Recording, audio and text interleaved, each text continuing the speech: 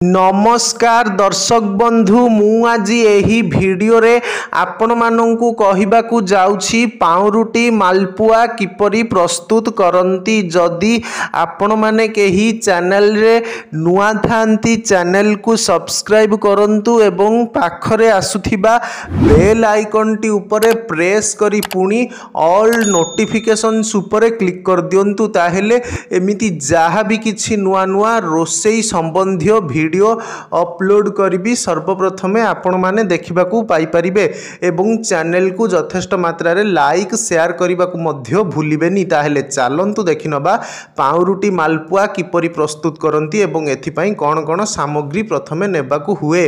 प्रस्तुति सामग्री पाउरुटी 5 रु 6 पीस, मैदा 100 ग्राम, छाणीबा पाई रिफाइन तेल, पाचिला कदली 2टी, गुजुराती 2टी, चीनी 100 ग्राम, गोल मरीच गुंड आधा चामच, पान महुरी 1 चामच, किछि काजू और किशमिश।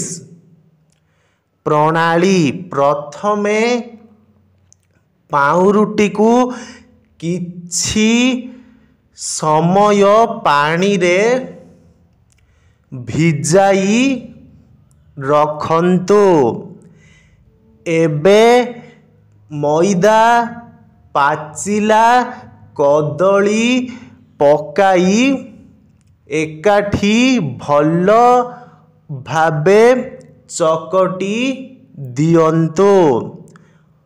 पान महुरी गोल मरीच गुंड और गुजुराती गुंड एकाठी मिसाई दियंतु।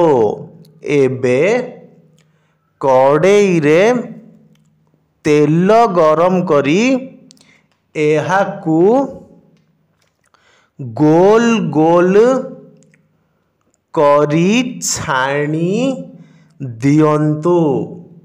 एहाकू चीनी सिरा करी किछि समय पकाई रखी खाइबाकू देई पारिबे किंबा बिना चीनी सिरा रे मध्य खाई पारिबे।